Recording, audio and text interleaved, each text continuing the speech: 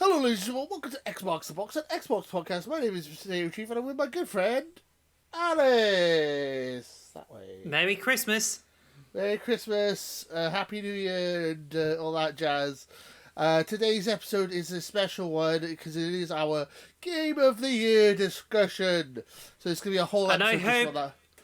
I just hope that you all waited for it, even though the last podcast episode didn't receive as many views. But we certainly had separate videos, which seems to be attracting more views. But I recently put up a Halo Sounds comparison, which is the 10th year anniversary, where I compared Halo Reach and Halo 4 sounds. Yeah. So I just got it done with some Halo Infinite stuff, and I just got it up on YouTube. So I thought it was quite good. But when I look through it, it's just Halo Infinite sounds that it's not so wicked and amazing as Halo 4, but I noticed there's a huge amp up on difference where there's a bit of more clarity. My favorite is a sniper rifle, which sounds much nicer in Halo Infinite compared to the others in Reach and Halo. Was it the Halo 4?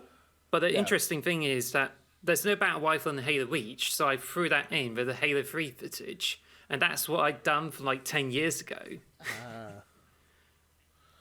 But it's the first time I got I use Ava Media's recording box, which I record some gameplay from Halos 4, 3, and Reach, and it's a bit blurry compared to what I got recently. I think I just got it with the Xbox Series S during the Black Friday sale, and I got it working with my M1 Mac Mini, and the results are so good. So I'm just happy with how it turned out. Yeah, it's a good video and it's getting some decent views, so I appreciate that. Also, if you guys, your YouTube feed's a bit full of Game of the Year discussions, I'm sorry, but I thought there were some interesting videos, and we just come into smaller ones, so I just thought it'd be nice you can see the exact awards you're interested in. But yeah, we didn't cover Game of the Year, which is what we're doing today. So this is. Are we going to break the fourth wall a little bit here? We're doing a double recording at the moment. We're doing a Deathly Hallows Part 1 and 2, or Avengers Infinity War and Endgame here. We're doing the two-part... We're basically going to record two podcasts back-to-back. So we're doing Game of the Year now, and in the next week's episode, it's going to be a video we've pre-recorded because, Christmas, and it's going to be all about 2023. So look forward to that. It's going to be our preview of the next year of Xbox and gaming in general. So have you been wondering why we're wearing... So have you been wondering why we are wearing the same clothes without those food stains on us? Then this would explain why. Exactly. That's essentially why I've said that. Yeah, and also we're probably going to be slightly shorter episodes for this one and next one because we're recording it in one go and we haven't, we just got to use about the same amount of time as we usually do. So, without further ado, we can jump into our Game of the Year discussion. So, what we've decided to do is we've both got a top five, and then my fifth place, and then we added up the scores of our top fives to come up with an ultimate Game of the Year. So my fifth place will get 1 point, or our fifth place will get 1 point, fourth place will get 2 points, third place will get 3 points, second place will get 4 points, and first place will get 5 points. So if my first place and Alice's third place were together, that would get 8 points total, and if that's got the most points out of all the games we've discussed, that will be Game of the Year. That's pretty much how it's going to work. And Bob is your uncle, is it? Yeah, it's a bit. Hopefully, it sounds really complicated, but I'm hoping it's going to be quite straightforward. We're both going to have a top five list, and basically, if we have two games that are on both our lists and they're both quite high up, that's probably going to be the Game of the Year, I imagine. So I'm excited for this. So yeah, we've both got our top fives. Alice has left. You left your top five to the last minute, I believe. Have you got your top five ready to go? Yep. Ooh, I'm excited. I keep changing my fifth place. I've changed it a couple of times, but I think I'm going to stick with what I got. Why do you keep hitting your finger into other pies? I don't know. I keep changing my mind. I was also thinking. Go on, sorry. Yeah, it's just. Well, for me, it's pretty easy enough to do because I haven't played a lot of new games this year. Whereas okay. I've been playing the mixture of old games too, like Lego Star Wars Complete Saga and Yeah. the Artful Escape. So Yeah. I think compared to yours, mine's a bit boring. Okay. Well, we'll see. We'll see what happens now. I'm really curious how this is going to turn out because I think we're going to be the only outlet, the only gaming channel that's Game of the Year is not going to be going to either Elden Ring or God of War. I don't think. Uh, Even though I adore Elden Ring, you haven't played it, and neither of us have played God of War, so it's going to be interesting. We're gonna have something unique for our Game of the Year, I think, compared to every other outlet. So it's going to be interesting. So yeah, I mean, if you've got any honourable mentions before we jump into our top fives, anything you would like to mention that didn't quite make the cut? Yes, I have. I think I have a few, and that's Yeah, Teenage Mutant Ninja Turtles: Shredder's Revenge. yeah, It's more like I like the Teenage Mutant Ninja Turtles as a beat 'em up, and it yeah, stands out above all the Konami games. And I thought, wow, it's so good. But yeah, however, it's just like feels more like Scott Pilgrim in terms of yeah, styling. But yeah, it's just still fun, and I think everyone gets to enjoy it more. Plus, it's got like amazing music by T. Lopes, and it's also made by the same guys behind Wonder Boy and Streets of Rage 4. But yeah, it's just still an amazing game that you can get to check out. yeah. One of my ones would be High on Life. I've been hyping that game up for ages. But I've only played it for about an hour, so I didn't feel right putting it in my top five because I haven't played it enough to really judge it myself. I just downloaded it. Yeah, and then also Pentiment I haven't played, but it got 10 out of 10s.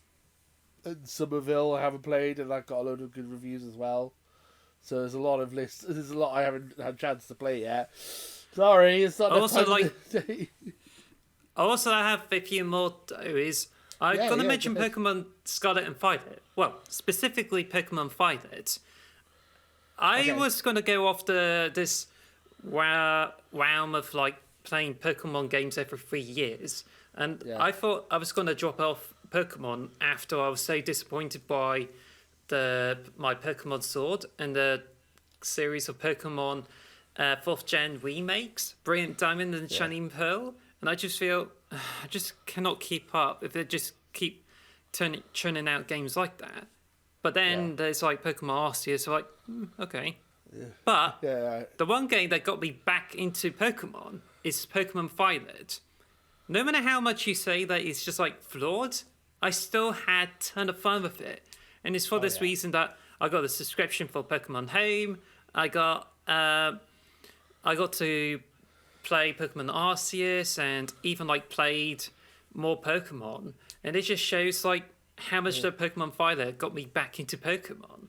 But it's still an honourable mention for me. Yeah. I also like to mention that Oh, fair. I'd like to make an honourable mention of Elden Ring, which this is the game I have not played. It's 30% off in the sales, but unfortunately I haven't got round to playing it, and I don't think I ever will. So it's definitely not in my charts. Also, I like to add Halo's Star Wars: The Skywalker Saga, which Yeah. I bought the game. It's ready, but I haven't got round to playing it. That's fair. I haven't played it. I got it on my downloads as well. I mean, Game Pass is such a good service that there's so many games that I wanted to play, I haven't got around to playing. Like Immortality is supposed to be really good as well. I haven't got around to playing that either. That's supposed to be really good as well. It's just a list of games as long as my arms that I wanted to play. But yeah, it's gonna be funny when we get to my top five because I think we've mentioned a couple of things. So I'm not gonna go into too much detail. So should we get into the top five? Yes. Do you want to? Should I go first or do you want to go first? Yeah, go first. You go first. I'll go first. Okay, so number five, I've been in an R in, so I've got to make honourable mention. I was going to say As Dusk Falls as an honourable mention because this was my number five until about 10 minutes ago. But my number five is actually Plague Tale Requiem. The Last of Us with actually good writing and good characters and good acting. You haven't rated it much higher, though. the fifth place is not the highest, I suppose, but I still. It was a good game. I really enjoyed it. I haven't finished it yet. That's why it's not higher. It's because I haven't got around to finishing it yet. The gameplay is very similar to the first game, and it's not got much difference. That's probably why I haven't finished it, because I completed the first game, and I feel like I've kind of got my fill of the gameplay. But I am going to go back to it because I like the characters, I like the setting, I like the world, and the art's beautiful, and the graphics are amazing. I just haven't had the time to get back to it. So, I mean, it's my number 5 because I haven't finished it. But from the amount of hours I've played on it, I've really enjoyed it. And I think it's a really good game.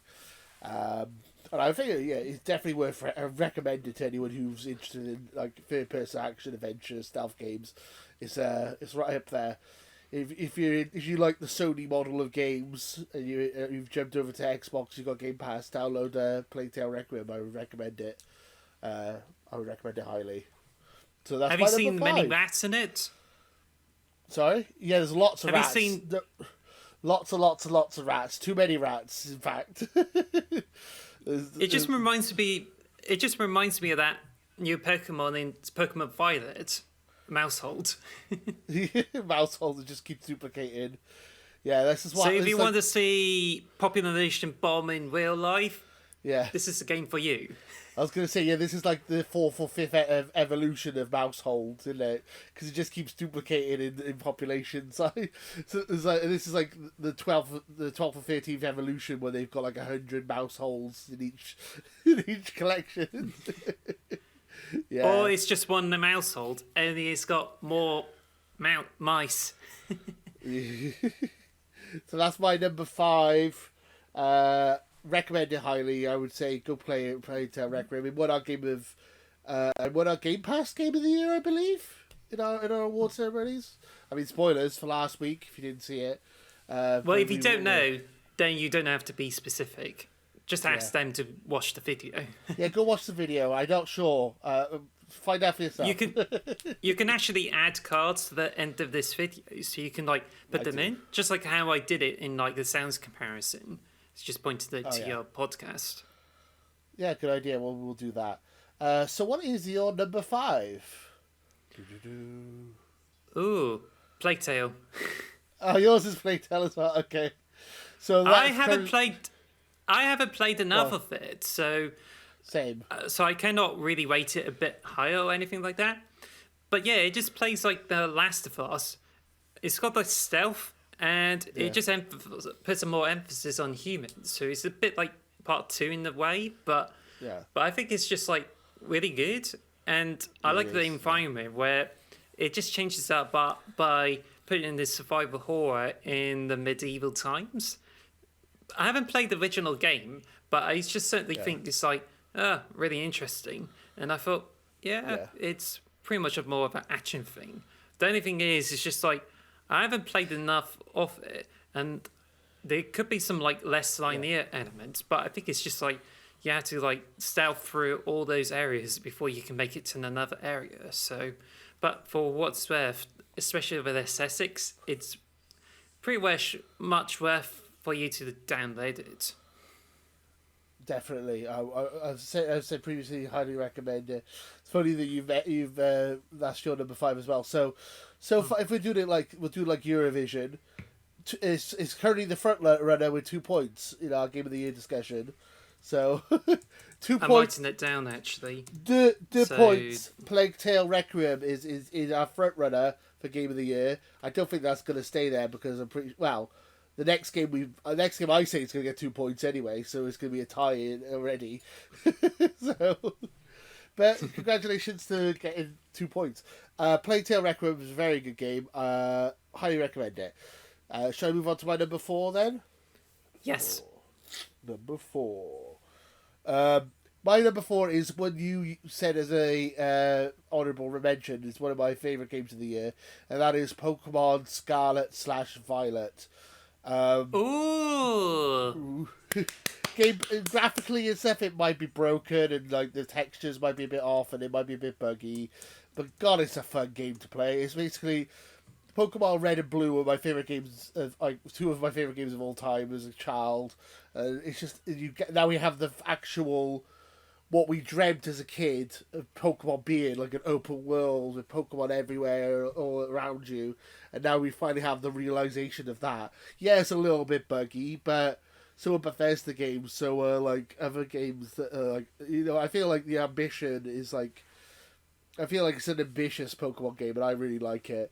I was very difficult trying to choose between this and Arceus, but I feel like Scarlet and Violet has more of a tail, has more of a post game, and it's probably going to last me longer than because I've already beaten Legends Arceus, and I kind of have nothing else to do now. I've got all the Pokemon. I suppose I could do shiny hunting, but I could do that in Scarlet and Violet, and I could do raids and all that. Yeah, I mean, it's just a fun game. I think it's one of the better Pokemon games of recent history. The rival's cool. The open world's cool. The storylines I like. I like the ending. I think the endings are cool. Like you got the I mean, without spoiling, like Paradox Pokemon, I'll just say that. Without going into detail what Paradox Pokemon are, I think that's rad. Don't reveal too much, really. No, that's I'm just gonna, the word that Paradox Pokemon is all I'm gonna say. I'm not gonna say what Paradox Pokemon means or anything like that. But that is just rad. You've got to play it. It's if you're a fan of Pokemon, this is the best Pokemon game that's come out in a long time. Probably one of my favorite Pokemon games ever. Top 5, I would say. I would add that compared to Pokemon Sword that I have on my Switch, I played. Well, my Pokemon Sword is like 85 hours or more.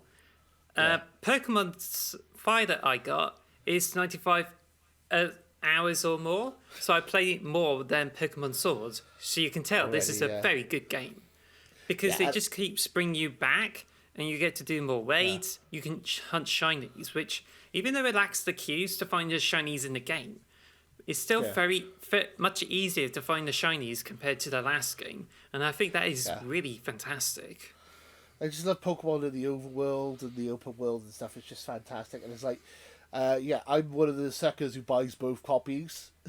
So I've completed Violet 100%, got 400 Pokemon, the full Pokedex, and I beat the Elite Four this morning on Scarlet, so I'm going into the post game now in Scarlet, so that's fun. I'm looking forward to doing that in a bit. That's going to be really enjoyable. Well, I would say that it's definitely the first could be the generation where I most regret getting the wrong version. In fact, if it's one generation, I got so split at the decision which version to get that I asked around and I thought, whether I could get Violet or Scarlet. And it's like, get Violet. And like, okay. So I got that, and I'm like, oh gosh, I regret not getting Scarlet, because I think I really enjoy the Legendary. Some of the Pokemon designs are better on a Scarlet, and also it's just like I see more people on Pokemon Violet than with Scarlet. It's just like I just couldn't look around for like who's playing Scarlet who can like train me those monsters. So I did find a few in the end, so it just helps. Yeah. It's Pokemon daddy issues and Pokemon mummy issues, isn't it? That's like those are the two games. Oh yeah, one of the places I talked to, like there's definitely players who like Professor Chure, and they were like so lusting over him that they just went for Pokemon Violet. But I think the main reason is like people getting it for the. Well, actually, no, that's not right. You think people would like get Pokemon Violet for the Legendary, but I think maybe more people are getting it because of Professor Chure. I got it because of the Legendary. I'm just gonna put it out there. I didn't get it for the Dilf. I got it for the Legendary. That's my number 4. I've loved it. I thought it was a really fun game. Obviously, it's not an Xbox game, so it'd be weird if it went our Game of the Year. But hey, I still really enjoyed it. So that's my number 4. Mm-hmm. Four. Number 4. What was your number 4 then? It's Tunic. Ooh. I didn't put Tunic on my list. Tunic's great though. I love Tunic. Legend of Zelda meets Dark Souls with a nice cute fox. Yeah, something like that. I haven't finished it. I definitely played it and finished it. Like, I was trying to read more books at the beginning of the year, and I'm like, I want to try something else.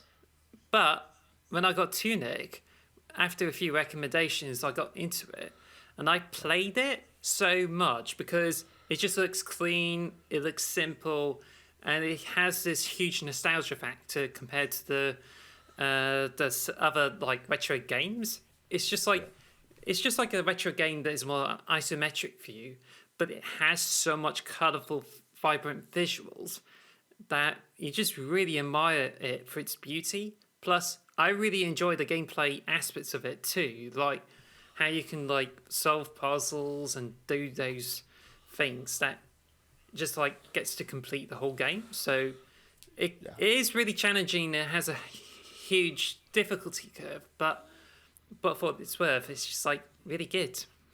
I've really enjoyed it. I haven't finished it. I need to go back to it. I got about 2-3 hours into it, but I really enjoyed what I played. It's like collecting the pages of the manual is like part of the big gameplay thing, isn't it? And it's like the rolls and stuff. And I like you can turn invincibility on if you get stuck and stuff like that. It's got some nice little touches to it. I really enjoyed it. It's not in my top 5, but I really enjoyed it for sure. It was a good game. There's a problem with it though, is like the puzzles are the big problem, that it expects you to bring out your pen and paper to like write down what it is, and you just kind of figure it out. But it's just so convoluted and cryptic that you just end up going to the internet and find out the solutions to these puzzles, and that's how people can get achievements for this game easily enough. That why go through this waste paper if you can just look it up on your phone? Yeah, I mean that's the thing with me with Tunic, is that I got a couple of hours into it and I'm like, I don't know where I am now in the story. So if I wanted to get a guide up, I'm like, where do I go in the guide? It's because it's not like really.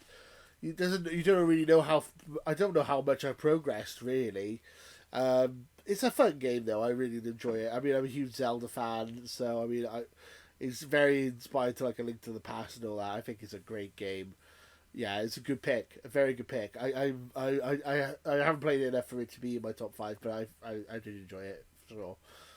Yeah, and you like foxes as well. You like and cats and cats. And it's cute. It's a cute fox. It's made by one person as well, wasn't it? I think, or mainly made by one person, which is kind of crazy. It takes is it? Like, yeah. As a game, we're both game design students.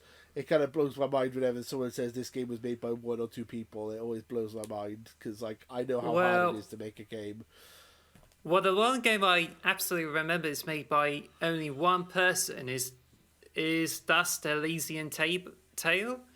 Yeah. Nicely hand drawn, all made within the XNA game engine, I think. All done by one person. Yeah, I think because I saw an interview with the guy who made. I might be wrong, but I think I saw an interview with the guy who made Tunic, and he basically did like 95% of the game, and then he had a couple of people on board to help him with like smaller things. But I'm pretty sure he pretty much did it all on his own, or the majority of it on his own, which is impressive. It's a really cool game, though. I really, it's like it was his passion project. Whenever I hear those type of stories, like Toby Fox or the guy who made Tunic, or even Phil Fish, who was a bit mad, it always inspires me. I wish I went back to doing games design. I wish I. That's always been a dream of mine, is to release a game, and I think one day I will go back and I'll make something and release it on Xbox or something. I'm going to say that, yeah, you're right. It's just made by Andrews. Whoever that is, he was at the Silverback Productions for like 6 years, and he just decided to work full time on Tunic instead of on weekends. So that's how he worked on it. Well, congratulations! You're in our top 5. Or your Alice is number 4. So you've a very good game. You made a fantastic game, and you did it all on your own. And you're up against some really stiff competition this year, and you've done a fantastic job. So, what more can we say, really? Should we move on to my number 3? Yes. Number 3. Speaking of games made by small teams, my number 3 is Vampire Survivors, the most addictive game in the history of video games. I cannot stop playing it, and now I know this on mobile phones. I've been playing the mobile phone version as well, and now I need help. Please help me. I'm addicted. I can't stop playing it. It's too damn good. Do you know the guy who developed the game? Apparently, he used to make gambling machines, so it makes total sense why this game is so addictive. he knows exactly how to get your the dopamine going in your brain. Like he knows how to make you want to like keep going. It's such a I mean, it is the most video game of the year, I would say. Well, I think he could be. Goodness. He could be invited to develop more pachinko machines in Japan, but he's already been working on the DLC, which is on Moonshine or whatever this is. It's now released for the game only for like Windows and Xbox, so you have to wait a bit for the phones. But right now, you can just like get Vampire Survivors for like £4, and it's just like works so good. And I got the DLC. I bought the DLC for it. I'm one of those people. I wanted to support this developer because he made a very good game. So good. I mean, I feel like every week since this game's come to Xbox, we've talked about it on the podcast. But it's so good. It's fantastic. It's like it's the most simple game ever, but it works so well. It's just the rush of collected items and it's just like it's so simple. It's just essentially it's just one stick and that's it, like one button gameplay. It's crazy. One of our favorite games has won a couple of awards in the XMB Awards. Go look through the XMB Awards. Another hint to go back and watch that episode because we talk about how great that is on multiple occasions during that episode as well. Yeah, I mean, it's my number 3. I think it's a fantastic game. Probably the most addicted I've been to a game this year, for sure. Like, we had the award for a game that kept us up till 3 a.m. This game kept me up till 3 a.m., 4 a.m., 5 a.m. There was one night, literally, I was like up till like 6 a.m. playing it. I was like, I need to stop playing, but I want just one more game. One more go. One more run. It's one of those games that's just like, one more run. I just want one more run. It's like, it's fantastic. Vampire Survivors, love it. My number 3. What is your number 3, Alice? Grounded. Ooh, Grounded. Love Grounded. We played a lot of Grounded together, didn't we? Back when I was off for a couple of weeks off work, we were obsessed with this game. So good. Oh my god. Yeah. I was skeptical at first, and I thought, oh, Grounded, it's all right. But then when you mentioned it's a bit like Minecraft, I went in, and it was hard to learn the ropes. But as soon as I joined in the game with you, it's like, oh, there's a house, there's items, and it just got me thinking like how to do this. The only thing is, it's just like, it's a very difficult game, and I still haven't beaten it after I poured more hours into it, because I think it's just one of those games that it has the likeness of Minecraft, only you have to think hard in order to like beat the game. Like Minecraft, you know what to do. You just have to go around, find resources, and then build stuff. But in Grounded, it's just like you have to be smart about the environment. Like you get thirsty a lot, so you can't drink from the dirty water. You had to collect dew from the grass leaves, so you just have to like find a way to collect that, and then you also have to find a way to beat the spider, which is why people are relying more on like cheesy methods than like trying to find ways to easily beat things like spiders. So it does ramp up with the difficulty, and it is certainly the game that if you've got a bunch of friends who is interested to play that, then it's pretty much there. Yeah, I mean, I agree with everything you said. I love the way you just said you didn't know what you were doing, and then you came into my world, and then you're like, oh yeah, and then you basically surpassed me then, like within like a day. So I'm like, oh, what are you doing, Alex? It's like, oh well, I've got the poison arrows. It's like, how'd you get that? Oh, I did this and this and this. Oh, and I also got this. I've got this weapon. Like I built the tank cracks. Like, okay. Basically, you took over my world and completely like did everything. It's hilarious. It just shows how addictive it is. It's really addictive. We were up until 3 or 4 o'clock every night playing it for like a month. Yes. Like making zip lines. So we got like zip lines going to all 4 parts of the garden, and we got my house that I made out of leaves. Yeah, exactly. The zip lines. So you have to like make sure you make a zip line that goes from the top and down to the bottom. But if you want to go all the way back, you have to like from that same bottom point, you just build the top part, and then it just slides over to another one. And this one is like really tricky to do because you have to measure the anchors and make sure it delivers enough of the gravity for you to slide around. But guess what? New update comes out that not only you have bigger backpacks, but you also have zip lines that go both ways. Yeah, which is what we would have loved to have had that earlier. Thanks, Grounded. As soon as we build these towers for zip lines, they fix it. Well, it's not just Grounded. It's Obsidian Games. Yeah. Made by 10 people. Obsidian have been fantastic this year. I think if Xbox didn't own Obsidian, this would have been an even worse year for Xbox. They carried Xbox on their back this year. Haven't played Pentiment. Granted, but it got 10 out of 10s. So we got 10 out of 10s from all these people, and then Grounded's been fantastic as well. I think. Well, mind you, that Pentiment didn't get nominated for any of the awards of the Game Awards, so this is weird. Yeah, and I while we're talking about Grounded, I might as well just say it. Grounded is my number 2. It's number 2 on my list. So. Oh, is it? Yeah. There we go. So we were going to talk more about Grounded as soon as it went back to me. So there we go. It's so much fun. We had so much fun playing this game.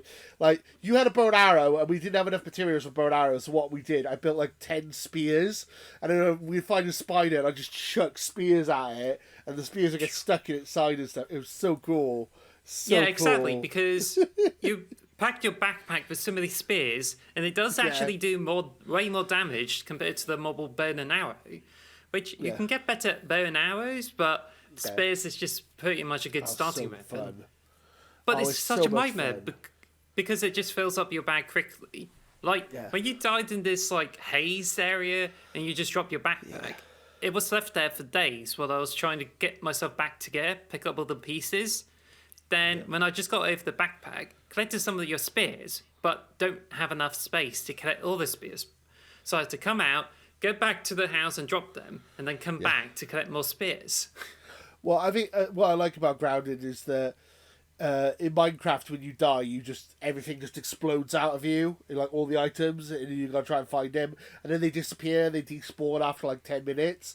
Whereas Grounded, if you die, everything just stays in your backpack, and you can eventually get it back. As you said, my backpack was lost for like 3 or 4 days because we couldn't get back to where I was, and I eventually got my stuff back. Yeah. So. The game is so hard though, and I love the way you were saying about some people cheesing. We cheesed it. We cheesed the spiders. We knew how to cheese the spiders. Wolf Spider is by far one of the toughest creatures in the game, and there's a much worse form of it later in the game we haven't got to yet. No spoilers. But, no spoilers. But how I defeated it, as I'm the first one to do it, I got the spider to run into a leaf and just attacked it by hitting its legs behind the leaf. And that's how I killed the first wolf spider for the poison and some extra parts, just to get a poisonous dagger and some loot. That game is so much fun. We got to go back and play some more of it. We haven't played it in a while. Ever since Pokemon came out, I've kind of been obsessed with that. I'm almost beating Pokemon, so we'll go back and play some more Vampire Survivors and more Grounded when I've beaten Pokemon. Do you have a huge family and you're likely to have a lot more family events? Not really. Most of my family's in Australia, so it's just. So they must be enjoying that summer with that hot barbecue with turkey skewers. got some shrimp on the barbie. And they would enjoy some Monty Python's Meaning of Life. They host that every Christmas, don't they? Yeah, I've got a clue. Everything's upside down. I was going to turn the camera upside down, but I thought I'll mess everything up if I did that, so let's not do that. Well, for me, I got my sister's family coming over for a few meetups. And there's also going to be a huge family meetup where all my cousins come in too. Like, I got a bit of a biggish family compared to yours, so yeah. But speaking of which, like, you have a lot of your family members from Australia, so is it like, how do I say this? Is your mum from like Australia originally? No, well, no, we're Welsh. We're Welsh. I don't know what the accent was that. Our whole family's been based in Wales for like generations. It's just some of them moved to Australia then. Yeah, I'm not super close to my dad, but my mum's. I live with my mum. We're both from Wales. My sister moved to Australia and has a dental practice, and yeah. So we just our closest family have moved to Australia. We do have other family in the UK, but we don't see them very often. So yeah. Well, most of my family are in Cornwall. My sister's family come from the Midlands around. The Midlands, actually, near to Oxford, I think. But they do come down to Cornwall for Christmas, so mine's is going to be a lot busier compared to yours. Oh, I'm having a quiet Christmas this year. I'm going to be playing God of War Ragnarok, which I got for Lucky Christmas you. from Santa Claus. Santa Claus has brought it for me. I don't know if it's worth saying about God of War on your Xbox podcast. I know. I'm a traitor with my PS5 that I haven't played in like 6 months.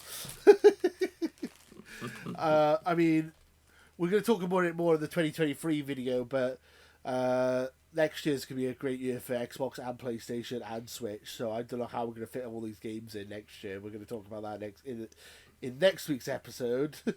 So a little bit of a teaser. So that was my number 2. So we'll get back to the chart now. So your number 3 was Grounded. My number 2 was Grounded. So that's currently got to be front runner, right? That's 7 points, right? It's 4 points for my number 2. Yeah. 3 points for your number 3. So 7 points in the lead so far is Grounded. Ooh, will anything be able to take it over in the list? Ooh, it's going to be interesting. So, with that being said, what is your number 2? Vampire Survivors. Vampire Survivors. Now we're going to have a tie. Yeah, that's what we're tying. Yeah. And I can explain why it's in this list. Like, it's been mentioned once in the Game Awards. Now it's just favoured by people to be in their own personal Game of the Year lists. And it's just for this simple reason that for the game, there's like only sales for like £4, and you can get it on the Game Pass. Yeah. But it does have all the visuals of Game Maker. Guess what? It's just really difficult. It just feels like a mobile game that's like very similar to the other mobile games you have on the phone. And you can play it on the TV, so it feels as if it's not so special. But I played it for so many hours that it even got me to about 4 a.m. or even like 5 a.m. in the morning, because it's just so addictive. It just starts off like really hard. Like you just go around, you only use your thumbstick to kill some enemies. Yeah. But as you power up, gain more points for your stats, and then go through more levels, you eventually get more powerful, and it just turns into a white bullet hell shooter. It is the game where you run out of juice and it's no longer like really good, but it's still really, really fun. I mean, with me as well, it's like I felt like the game ran out of juice, but now I've just got the DLC, so now I've got loads to play again. Yes. I mean, have you got all the achievements for the DLC yet? that's the next goal, isn't it? Oh. Still working on it, but the term 100,000, you have to, you've got like 100,000 to get for the Queen Sigma. you now have to do a couple of more achievements for 2 extra characters in the game. Yeah. And honestly, these characters are much worse. They're much harder to start, and it's harder to get more kills without getting killed, because when you get killed in the game, it freezes your kills count. So you have to make sure you do this in one single life, and this just makes them like probably the most frustrating achievements of the game so far. I need to go back and play it. Like you had all the achievements on it, and I was like so jealous. I need to go back and do that. I've only got about half the achievements. I love it though. It's such a good game. Oh my god, I love the fact that it was my number 3 and your number 2, and Grounded was my number 2 and your number 3. So they both got 7 points. So I don't know how we're gonna do this. I'm gonna try and figure this out. Oh, that's good. That's good. Yeah. So flip a coin. I just already got all the awards from the Halo Winter Update and Winter Contingency. Well, I have yet to get a Mark 5 helmet for it. So I might probably try again tonight to see if I can get the last item, and then it's me done for Season 3. But once I get that done, I can go back to Vampire Survivors to get all the achievements. However, I'm currently playing it on my iPad and my phone. They do have separate saves, but that's no problem. It just means I can like play both games in the separate progressions on like my iPad and my iPhone. But I feel that it's a bit trickier to do it on the touchscreen, because you have to like push your finger towards the direction to move the character around, and it's a bit unwieldy on the phone screen. It's easy on the tablet, but I think the PC and the Xbox versions are by far much better compared to the mobile games. But it just taught me like how it's just still teaches me like, even if I learned about how to get back on track with the other versions of those games, but it's just like, it's still a bit challenging because you had to deal with a tiny mobile phone, and it just makes it a bit more challenging. Have you tried doing the cloud streaming version of it yet? Because I tried cloud streaming it before, and it's really difficult on the touchscreen. If you use the touchscreen on the cloud stream, the A's on one side and the joysticks on the other side, so it's like really off-putting. It's like, because like you want to just touch the guy, but you don't touch the guy. It's really not. I don't think it's great. It needs work on that one, but yeah. I've tried the cloud version only using the controller of my Linux laptop, but there's too much latency that it's better to play it straight on a console. But on the phone, it's just like more difficult, even though you can press your finger anywhere on the screen. Fair. I mean, it's a really fun game. I've been playing it a lot on my phone, so I love the Xbox version. I've been playing a lot on my phone. I want to go back and finish it. Vampire Survivors. What a game. What a game. Should I move on to my number 1? Yeah, let me guess. Elden Ring. Oh, of course it's Elden Ring. Of course it's Elden Ring. It's always going to be Elden Ring. I'm obsessed with this game. It's been my number 1 since it was announced. It's been the game of the year. I have the tree behind me. It's all about finding those maidens and not being maidenless. And having my magic. Oh my god, that game is so good. It's like the best. I've never been a Souls from software kind of person. I played Dark Souls 1, 2, 3, Bloodborne and all that, but I never finished them. This is the first one I've finished, and I love every single second of it.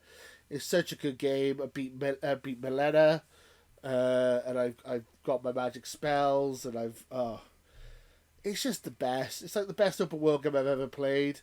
It's like, it feels almost like the sequel to Breath of the Wild almost, even though we're getting the sequel to Breath of the Wild next year. But it's like Breath of the Wild was my favourite open world game ever when it came out. It was my game of the decade, and now this is like the next level up from Breath of the Wild. It's like it's so masterful. It's an open world game that doesn't have it's not like handholdy, and it doesn't have over the top check marks. Like, and it's not like Horizon where you're playing Horizon and Aloy goes, "Huh, maybe I should climb this hill right now." And it's like, "Shut up, Aloy! I'm trying to play the game. It's not telling me what to do." Or like, "Oh, maybe I should collect this, or maybe I should collect that." It's like, no, just do what you want. It's an open world, and it's just like I've had so much fun playing that game. I could spend hours playing it, and I could spend hours talking about how great it is.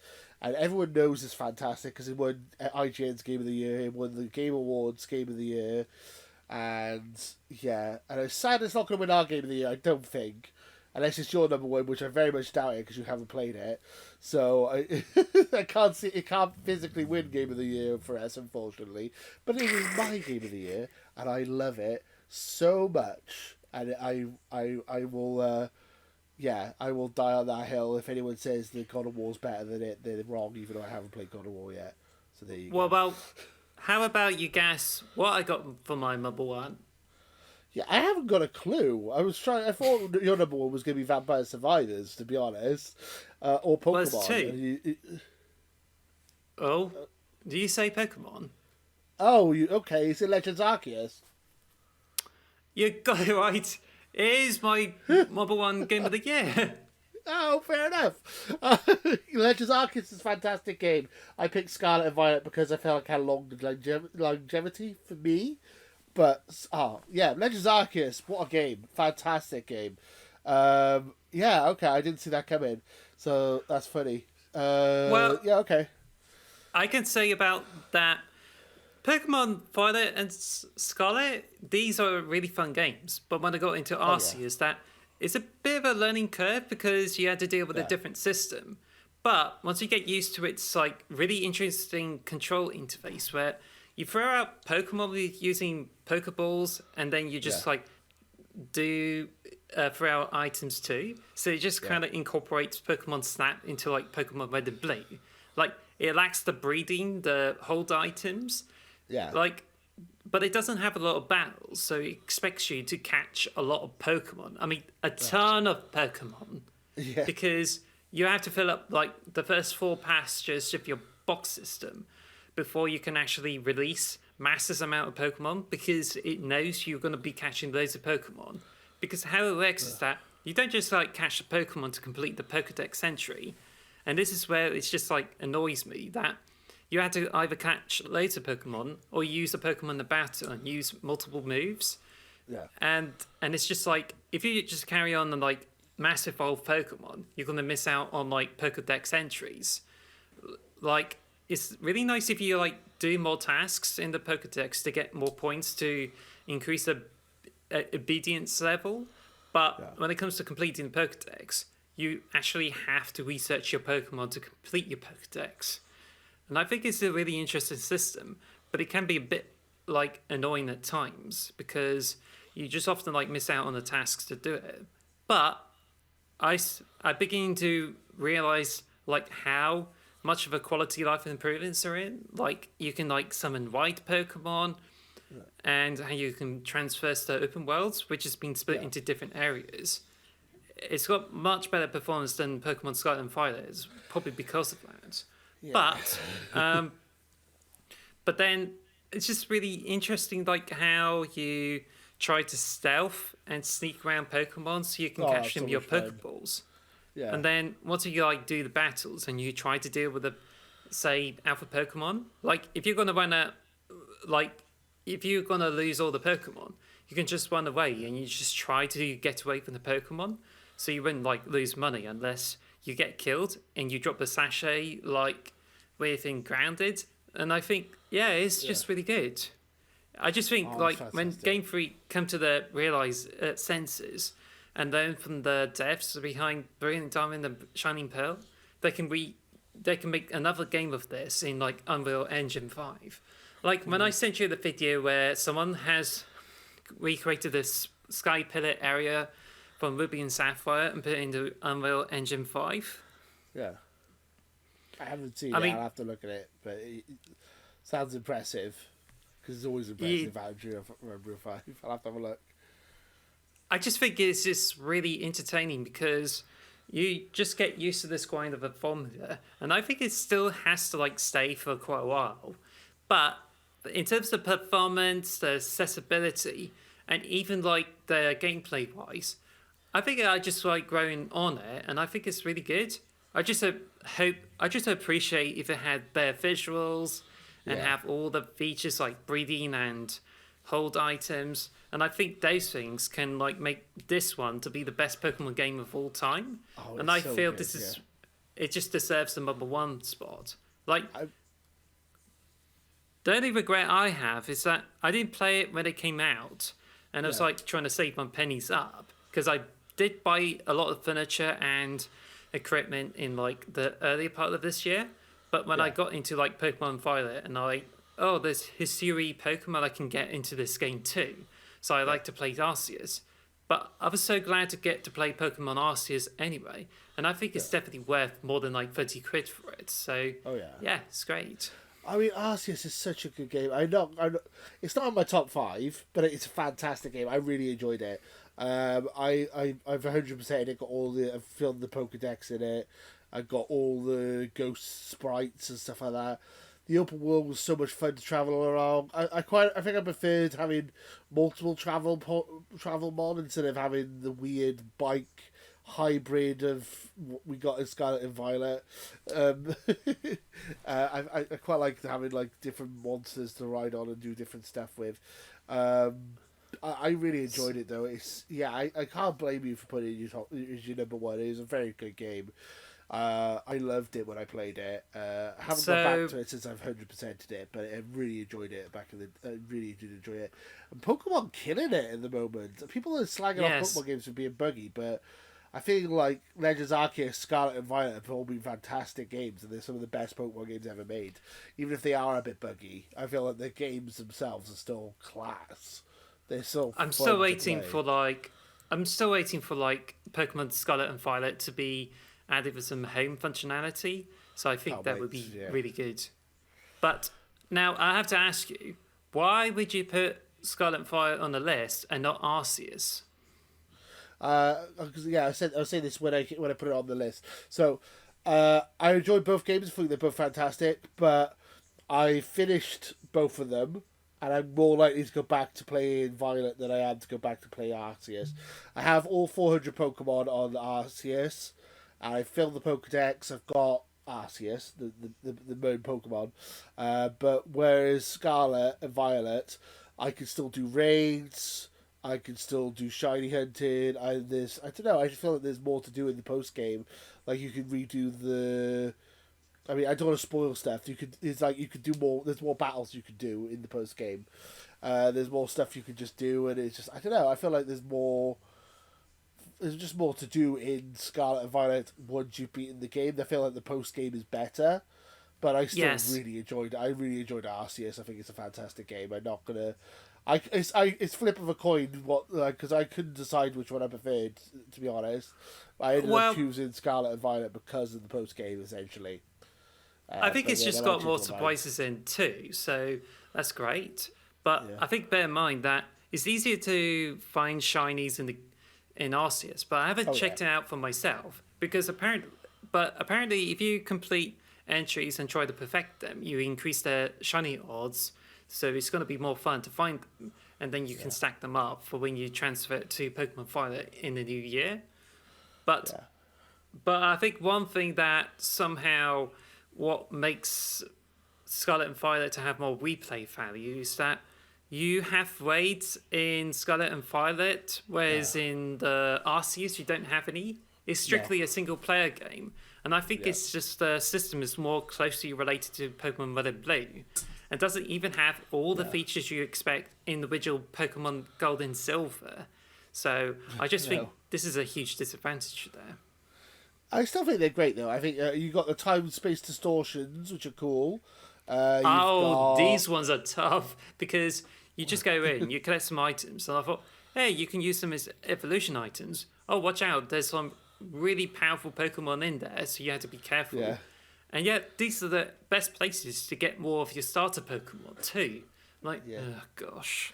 You could get all the Pokemon in Scarlet and Violet, in Legend of Arceus instead of because usually in Pokemon games they split. Some are exclusive to Violet, some are exclusive to Scarlet. Whereas Pokemon Arceus, you have them all. So there is definitely some pros to it. I like the fact that you can evolve Pokemon whenever you want in Legends Arceus. It's not automatic. It's like there's little things like that. There's just got little things that make it, little quality of life things they've improved. But and also you can do quick moves and strong moves, which they got rid of in Scarlet and Violet, which I think they should bring back because I think that was a good thing. You changed up the battle order a bit and it made it interesting.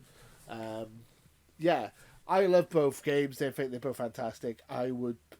I put Violet and Scarlet on my list, but I could have quite easily put Arceus on my list. So my number one was Elden Ring. Your number one was Arceus. We have an issue. So my number one was Elden Ring. Your number one was Arceus. And then we have 2 games with 7 points, which are Grounded and Vampire Survives. So what's our game of the year? Let's focus on what we got on the list. So I rearranged them based on the popularity. Yeah. That doesn't seem to be fair, innit? Yeah. But anyway, bottom of the list is Pokemon Scarlet and Violet at 2 points. Okay. Yeah.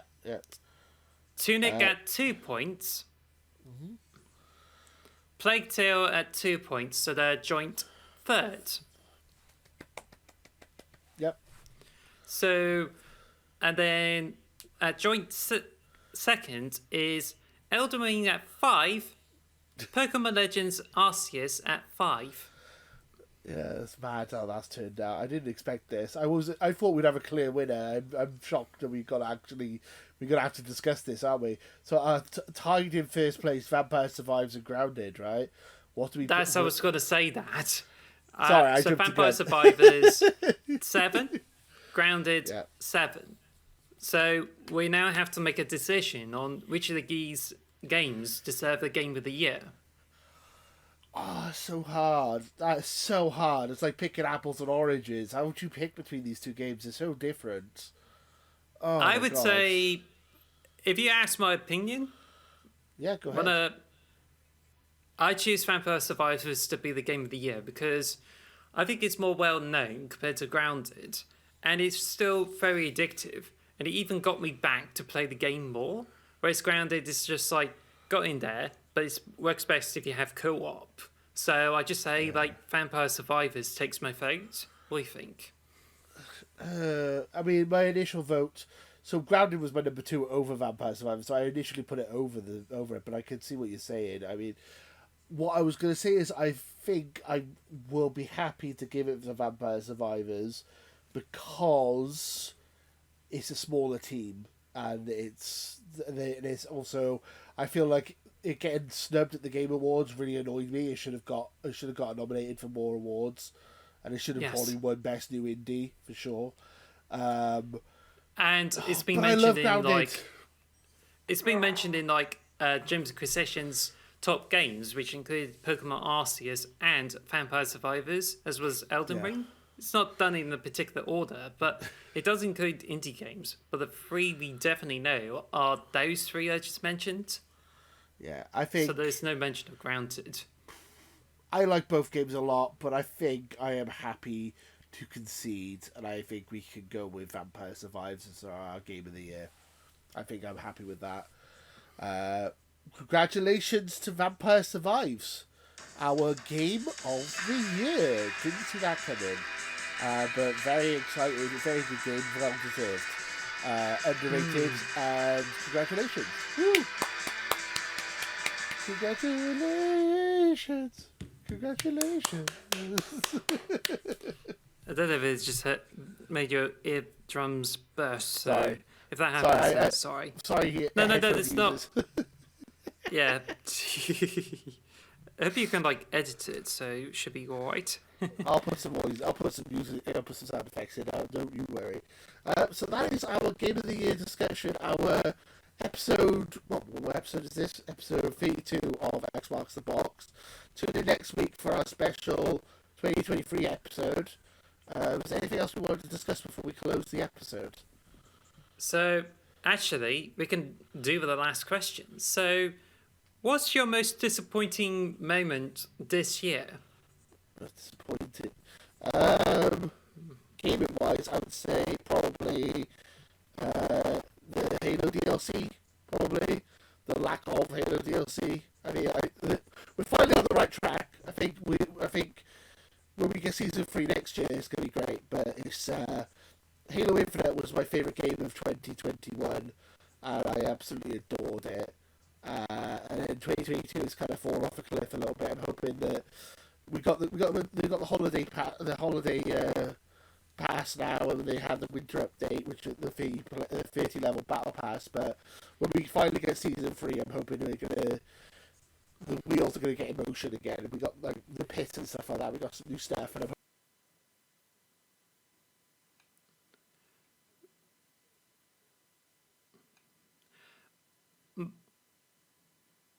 Yeah.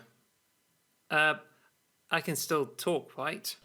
Yeah, you can still talk. Sorry, yeah, my microphone just died briefly. you go ahead. Good, that means I can talk more. So yeah, go ahead. The biggest disappointment for me is, Halo Infinite Season 2. I know it sucks about the lack of Halo DLC, but I just think with Halo Season 2, which is supposed to be 3 months, then it just goes on for 6 months. But now it goes longer than 6 months. And then you just have the winter update, which only catches up with the extra items, which is good for everyone. But I just feel like people are struggling to get this game to work as a live service game. So I hope, like, when Season 3, that it's looking more promising, and it's got the custom games browser so you can get to check out the Forge maps. And I think that's going to be really good. But I still think this is a huge disappointment. And even as someone who played more Halo Infinite than anyone else, this one is just like kind of like ruins the fun, really. Yeah, I'm hoping next year we're gonna have a better. I'm hoping that when we get to the Game of the Year discussion 2023, we're gonna be like, "Hey, Halo is actually good now." That's what I'm hoping we're gonna be saying this time next year. Fingers crossed. I'm still gonna play it. As you said, you've got all the. You've almost finished the battle pass. I haven't touched it yet because I've been playing Pokemon. I need to go back and play some Halo. I'll probably play that tonight, actually. Trying to lock some of the Christmas stuff, the Christmas items. Yeah, that's a good idea. Should be fun. I mean, are we done with are we finished with this episode? Yep. Okay, thank you guys for watching episode 32 of X Marks the Box. It's our Game of the Year discussion. What was your personal Game of the Year? Let us know in the comments below. Are you happy that Vampire Survivors has won? Do you feel that Grounded got robbed? Do you think that Alice should play Elden Ring? Let us know in the comments below. Now, let us know in the comments below wherever we are. That was a lot of fun. And thank you guys for watching. And until next time, too sweet. Later, guys. Bye. Bye. Thank you for listening to the X Marks the Box podcast. Follow us at X Marks Box on Twitter or X Marks the Box on YouTube. And follow us on all audio podcast services. Thanks for listening.